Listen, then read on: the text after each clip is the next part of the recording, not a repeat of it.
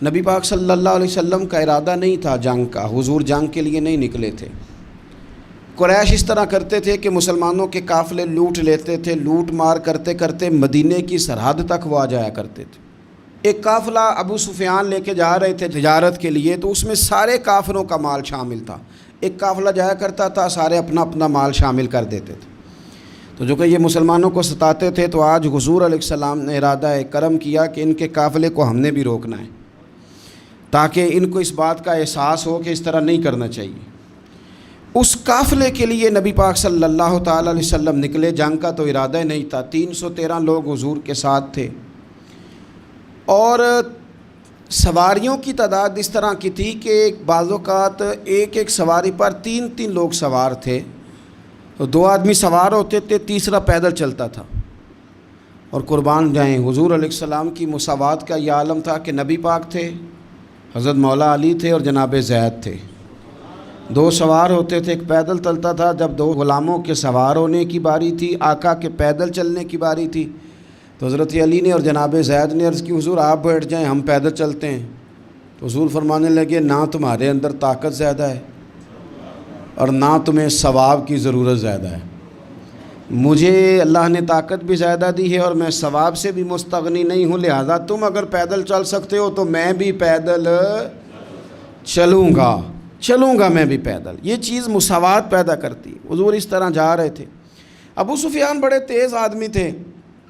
جب پتہ چلا نا کہ مسلمان حملے کے ارادے سے آ رہے ہیں، تو ایک بندہ جلدی سے دوڑایا، مکے جا کے بتاؤ تم سب کا مال میرے پاس ہے۔ تو مسلمانوں نے حملہ کر دیا ہے۔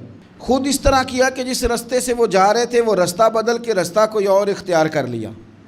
قافلہ بھی بچ کے نکل گیا۔ اہل عرب کا طریقہ تھا ایمرجنسی اعلان کرنے کا، ہمارے ہاں بھی طریقہ ہے، بریکنگ نیوز ہے نا جی، چور آ گیا، پھر وہ کئی دفعہ صحیح بھی آتا ہے تو لوگ یقین نہیں کرتے۔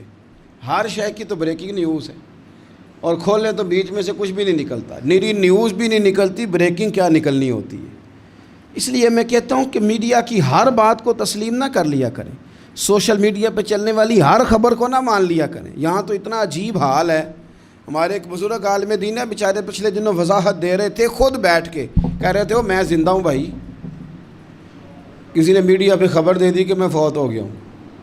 وہ کہہ رہے تھے مہربانی کرو مجھے سونے دو، سارا دن ٹیلی فون آتے ہیں اور لوگ مجھے ہی فون کر کے میری ہی تعزیت کا پوچھنے لگ جاتے ہیں۔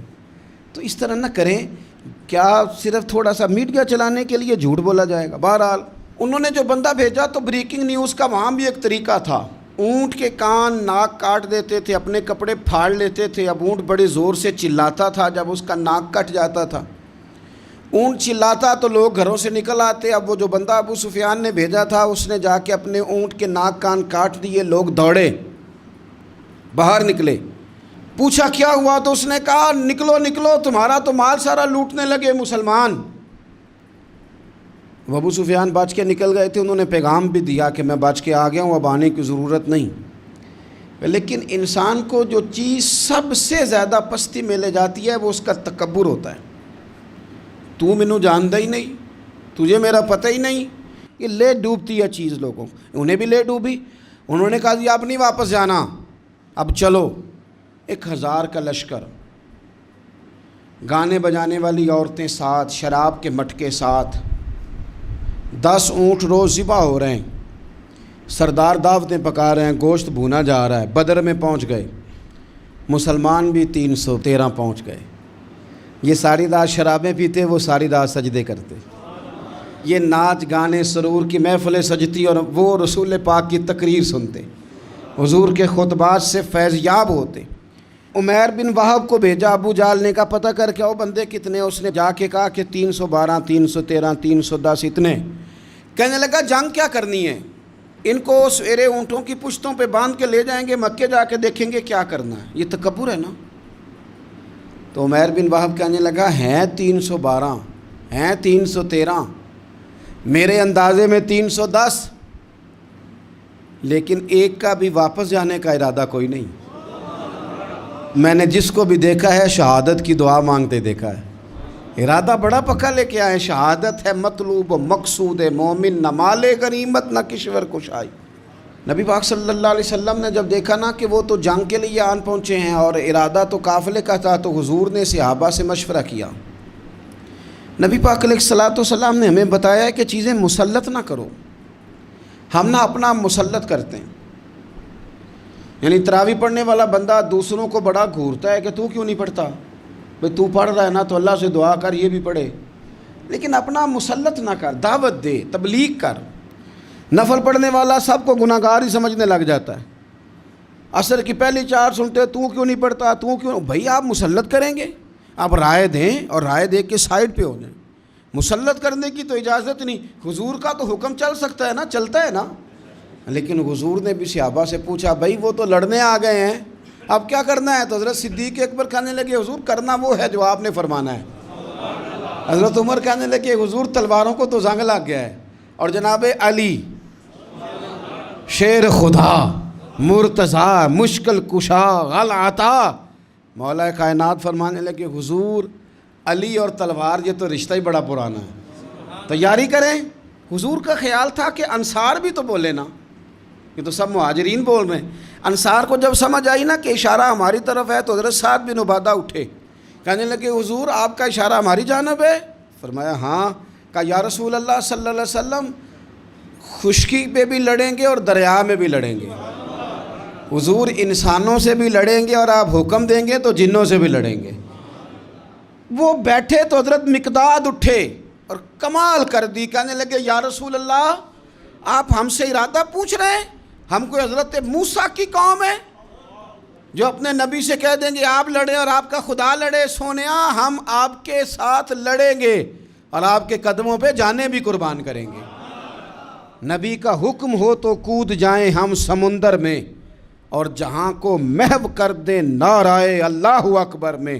نہتے 313 بشر شوق شہادت میں نکل آئے تھے میدان میں، محمد کی قیادت میں نہ تیغ و تیر پہ تکیہ، نہ خنجر پہ نہ بھالے پر، بھروسہ ہے تو ایک سادی سی کالی کملی والے پر۔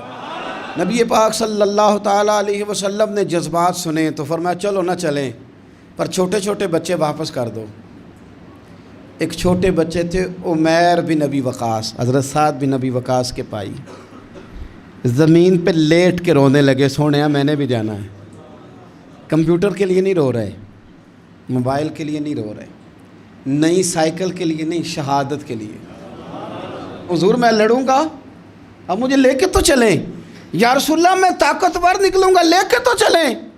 ان کے آنسو دیکھ کے حضور نے فرمایا لے چلو نا ساتھ۔ فطرت مسکرا رہی تھی، حضرت سعد بن عبادہ ایک دوسرے سے کہہ رہے تھے ہم سے لڑنے آیا ہے ابو جہل، جس قوم کے بچوں کی شجاعت کا یہ عالم ہے اس قوم میں علی کا کیا حال ہوگا اور امیر حمزہ کا کیا عالم ہوگا۔ یہ ہمارے ساتھ مقابلہ کریں گے یہ لوگ؟ اور چھوٹے اتنے تھے حضرت عمیر کے تلوار اپنے ہاتھوں سے اپنے گلے میں نہیں لٹکا سکتے تھے، وہ بڑے بھائی نے لٹکائی، میدان میں نکلے۔ حضور علیہ الصلوۃ والسلام نے تقریر کی، فرمایا تمہیں پتہ ہے تم کس جنت کی جانب جا رہے ہو؟ وہ جنت ہے جس کی چوڑائی زمین آسمان کے برابر ہے۔ حضرت عمیر بن حمام انصاری ایک صحابی تھے، جب کریم نے فرمایا نا جنت کی چوڑائی، کسی چیز کی لمبائی زیادہ ہوتی ہے چوڑائی کم ہوتی ہے، جب فرمایا نا کہ چوڑائی زمین آسمان کے برابر ہے تو حضرت عمیر بولے، کہنے لگے واہ واہ واہ واہ واہ، کھجوریں کھا رہے تھے۔ حضور نے فرمایا تو بڑی واہ واہ کر رہا ہے، کہ سونیا اتنی جنت پیاری ہے تو ہم دور کیوں ہیں، یہ دینا ذرا تلوار۔ جلدی سے میدان میں نکلے، اللہ نے انہیں شہادت عطا فرمائی۔ رات ساری وہ مست رہے شراب کے نشے میں، اور حضور ساری رات مصلی پہ رہے، ساری رات دعائیں مانگی۔ پتہ کیا کہا؟ اے اللہ یہ میری کل کمائی تھی 313 جو میں لے کے آ گیا ہوں، اگر یہ ہلاک ہو گئے تو قیامت تک کون تیری عبادت کرے گا، ان کی مدد فرما۔ اور ایک رات پہلے صفیں بھی سیدھی کرائیں، بلکہ صفیں سیدھی کراتے حضرت سواد کے پیٹ پہ چھڑی لگ گئی تو انہوں نے کہا حضور بدلا دیں۔ حضور نے کپڑا ہٹایا تو انہوں نے وجود چومنا شروع کر دیا۔ حضور نے ہمیں سبق دیا کہ صفیں بھی سیدھی کرانی ہے اور دعائیں بھی کرانی ہیں، صف بھی سیدھی ہو مصلی بھی آباد ہو، دونوں کام کرنے، اور پھر توکل ہو، پھر تمہارا دل جمے کہ انشاءاللہ فتح اللہ مسلمانوں کو دے گا. رونے نہ رویا کرو, معیشت کے, معاشرت کے, غریبی کے, تنگ دستی کے, فقیری کے رونے نہ رو. اللہ کی مدد کو آواز دو. ہم نے وہ لوگ بھی دیکھے ہیں بیچارے جو نہ اسلامی معیشت پہ بات کرتے ہیں, نہ معاشرت پہ, نہ اخلاقیات پہ, اور جب بھی بات کریں گے کہیں گے حضور کو تو علم ہی کوئی نہیں تھا, قاری کچھ نہیں سکتے تھے, مجبور محض تھے معاذ اللہ. یہ تقریریں کریں گے. یہ مسلم شریف کی حدیث ہے, کوئی اختلاف والی بات نہیں, پر بعض اوقات نا دل کو تکلیف ہوتی ہے کہ یار اس طرح کی باتیں کیوں کرتے ہو. یہ مسلم ہے. حضرت انس بن مالک فرماتے ہیں ایک رات پہلے حضور نے چھڑی پکڑی اور میدان بدر میں جا کے فرمایا, لکیر کھینچ کے فرمایا یہاں ابو جہل مرے گا, یہاں عتبہ مرے گا, یہاں شیبہ, یہاں ولید مرے گا. حضور نے لکیریں کھینچی. فرماتے ہیں باقی لوگ جنگ لڑ رہے تھے اور میں چپ کے لکیریں بھی دیکھ رہا تھا کہ حضور نے لگائی تھی. فرماتے ہیں اللہ کی عزت کی قسم کوئی کافر 1 انچ بھی ادھر ادھر نہیں ہوا, جہاں نبی پاک نے لکیر لگا دی تھی وہیں مرا ہے. یہ شان اللہ نے حضور کو دی ہے, حضور کے علم مبارک کا یہ کمال ہے. نہ اس طرح کی باتیں کریں جس سے امت تقسیم ہو. سویرے جنگ شروع ہوئی, صبح 3 کافر میدان میں نکلے, عتبہ, شیبہ اور ولید. 3 انصاری مسلمانوں کی جانب سے مقابلے میں نکلے, لیکن وہ تکبر جو ہوتا ہے نا وہ جان چھوڑتا نہیں. تو ولید کہنے لگا, عتبہ شیبہ کہنے لگے ہم نے نہیں ان سے لڑنا, یہ تو ہمارے پائے کے ہی نہیں, کوئی قریش میں سے بھیجو, قریش میں سے. آپ نے کون سا ناراض ہونا ہے, ویسے چودھریوں کے بچے, سیٹھوں کے بچے کچھ بھی نہیں کر پاتے, کیونکہ ساری زندگی لوگ چودھری صاحب کہہ کے دماغ ہی نہیں ٹھیک ہونے دیتے, وہ رہ جاتا ہے کام سے ہی. میرے حضرت صاحب فرمایا کرتے تھے, میرے استاد جی, کسی گھر میں علم چلا جائے تو کئی دفعہ نکل آتا ہے, لیکن کسی گھر میں پیری مریدی چلی جائے وہ نہیں نکلتی, کیونکہ پیر کا بیٹا جس طرح کا بھی ہو لوگ پیر مان ہی لیتے ہیں. اور اسی طرح کسی گھر میں چودراہٹ چلی جائے تو وہ بھی باہر نہیں آتی. بچوں کو لوگ چودھری کہہ دیتے ہیں, وہ اس بیچارے کا بھی دماغ خراب ہوتا ہے, کچھ کر ہی نہیں پاتا. یہ چودراہٹ ہر جگہ مصیبت کھڑی کرتی ہے, اللہ ماشاء اللہ. ولید کہنے لگا ہم نے نہیں لڑنا, یہ ہمارے پائے کے بندے پہ جو انصاریوں سے لڑے. تو فطرت مسکرا کے کہہ رہی تھی لگتا ہے تمہارا جلدی مرنے کا ارادہ ہے. ٹھیک ہے. پھر نبی کریم نے فرمایا ٹھیک ہو گیا, چلو. ابو عبیدہ بن جراح اٹھے, حضرت عبیدہ اٹھے. حضور نے فرمایا اب اللہ کا شہر امیر حمزہ اٹھے. حضرت امیر حمزہ اٹھے. تیسرے نمبر پہ حضور نے فرمایا یا علی یکم, علی اٹھنا جار, ذرا نکلنا میدان میں. دیواریں ہلتی رہتی ہیں اور در کانپ جاتا ہے, علی کا نام سن کے اب بھی خیبر کانپ جاتا ہے. حضرت علی شیر خدا رضی اللہ تعالیٰ عنہ. مولا کائنات اٹھے, حضرت امیر حمزہ اٹھے, حضرت عبیدہ اٹھے. عتبہ کے مقابلے میں گئے, حضرت امیر حمزہ قتل کیا اپنے دشمن کو. شیبہ کے مقابلے میں گئے حضرت عبیدہ, لیکن حضرت عبیدہ بوڑھے تھے, اس نے ان پہ حملہ کیا, ان کا پیر کاٹ دیا. حضرت علی نکلے ولید کے مقابلے میں, 2 ہی ضربیں لگائیں, ولید کا سر کاٹ کے حضرت عبیدہ کی مدد کو بھی پہنچ گئے حضرت علی, اس کو بھی قتل کیا. پھر حضرت عبیدہ کو اپنے کندھوں پہ اٹھایا, نبی پاک کی بارگاہ میں لائے. انہوں نے حضور کے قدموں کو چوم کے کہا حضور مجھے شہادت ملی کہ نہیں ملی؟ تو نبی پاک نے فرمایا رب نے تمہیں شہادت کا درجہ دے دیا ہے. اب میدان میں جہاد شروع ہوا, لڑائی شروع ہوئی, لوگ نکلے. حضرت زبیر بن عوام بھی برچھی لے کے. ایک کافر نکلا, آس اس کا نام تھا, وہ سارا لوہے کا لباس پہن کے آ گیا, صرف آنکھیں نظر آ رہی, بڑے مسلمانوں کو زخمی کر رہا تھا. اب کیسے لڑیں اس کے خلاف؟ تو حضرت زبیر بن عوام کے ہاتھ میں برچھی تھی, بس آنکھیں نظر آ, اتنی زور سے اللہ اکبر کہہ کے برچھی ماری نا کہ اس کا آپ نے گلا ہی کاٹ کے رکھ دیا, ہر چیز اس کے دماغ سے باہر نکل آئی, زمین پہ تڑپا. وہ برچھی اتنی پسند آئی نبی پاک کو. حضور کو صرف تسبیح پسند نہیں آتی, برچھی بھی پسند آتی. حضور کو صرف تلاوت والا مومن نہیں, جہاد والا بھی پسند آتا ہے. اصل پتہ مسئلہ کیا ہے کہ مسلمان نا ایک چیز دیتے ہیں پھر اسی کا شکار اور دوسری کو چھوڑ دیتے ہیں. دین ہمہ پہلو ہے, آپ سجدے کی بات بھی کریں, جہاد کی بھی کریں, دونوں دین ہیں. اور یہ یاد رکھیں کہ اسی سے مسلمان مضبوط ہوتا ہے. حضور کو برچھی اتنی پسند آئی کہ آپ کو بخاری میں ملے گا, نبی پاک نے برچھی لے کے بطور یادگار کے اپنے پاس رکھ لی. پھر وہ برچی حضرت صدیق اکبر کے پاس رہی، پھر وہ برچی حضرت عمر کے پاس رہی، پھر حضرت عثمان کے پاس رہی، پھر مولا علی کے پاس رہی۔ میں ان لوگوں کو کیا کہوں جنہوں نے مکے مدینے میں نبی پاک کی یادیں مٹا دی ہیں۔ سونے نے تو صحابہ کی یادگار تلواریں بھی سنبھال کے رکھی، اور تم نے حضور نے جس کنویں سے پانی پیا تھا وہ کنواں ختم کر دیا، تم نے جہاں حضور نے غسل کیا تھا وہ جگہ ختم کر دی۔ کیا بات کرتے ہو صاحب، وہ جگہیں تو ہمارے لیے چومنے کے لائق تھیں اور آنے والی نسل کو وہاں عقیدت کے پھول برسانے تھے۔ تم نے کیا سلوک کیا؟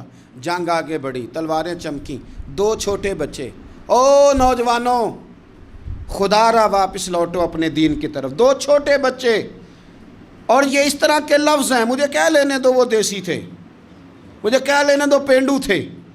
وہ 2 بچے آ کے حضرت عبد الرحمن ابن عوف سے پوچھتے ہیں، کہتے ہیں چاچا جی ابو جہل کدھر ہے؟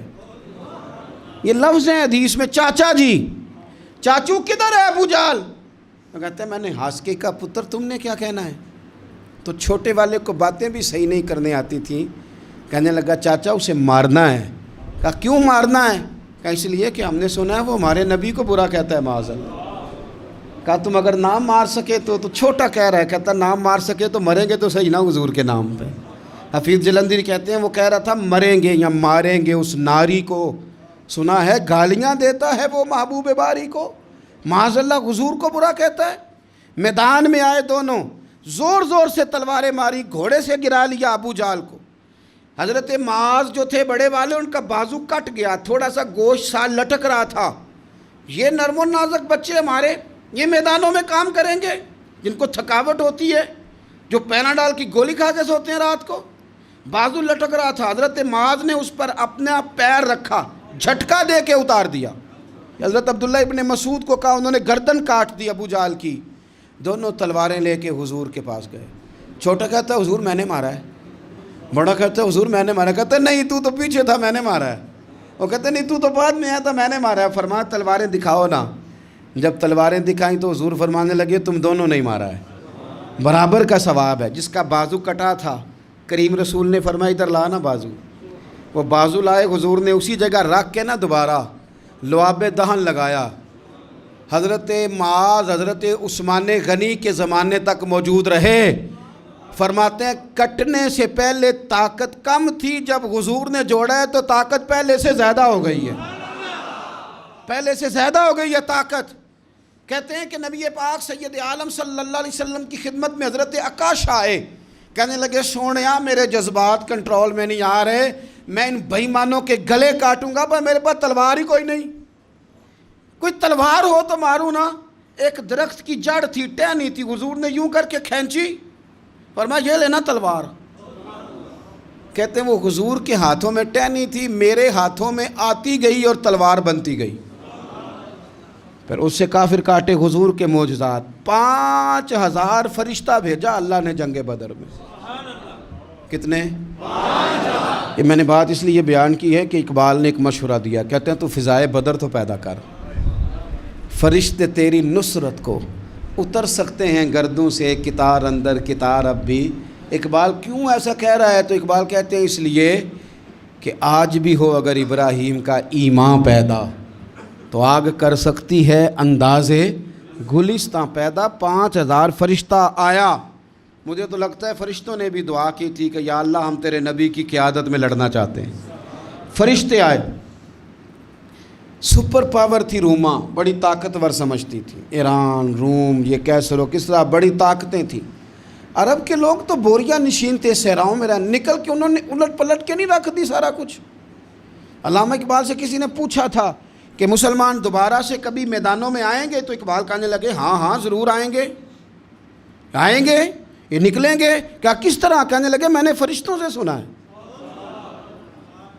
نکل کے صحرا سے جس نے روما کی سلطنت کو الٹ دیا تھا، نکل کے صحرا سے، قدسی کہتے ہیں فرشتوں کو، اقبال کہتے ہیں رات وہ باتیں کر رہے تھے میں نے سنا ہے کہ نکل کے صحرا سے جس نے روما کی سلطنت کو الٹ دیا تھا، سنا ہے میں نے یہ قدسیوں سے کہ وہ شیر پھر ہوشیار ہوگا، وہ جاگے گا، وہ بیدار ہوگا، یہ قدسیوں سے سنا ہے میں نے، وہ آئے گا میدانوں میں۔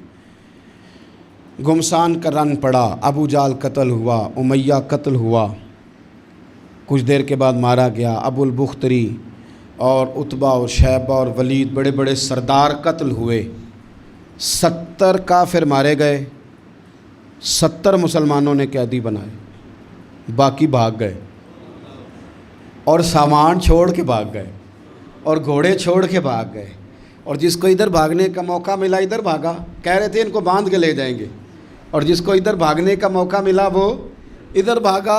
पीछे से हज़रत साद बिन उबादा बोल रहे हैं, कहने लगे हमने तो सुना था मर्दों से मुकाबला है, तुम तो बीबियों से भी कमज़ोर निकले हो, क्या भागते हो। 14 मुसलमान शहीद हुए सिर्फ। 3 दिन हुजूर ने क़याम किया बदर में, कुर्बान जाएं। जंग का आगाज़ भी मेरे नबी के सजदे से हुआ और जंग ख़त्म हुई तो फिर करीम सजदे में चले गए।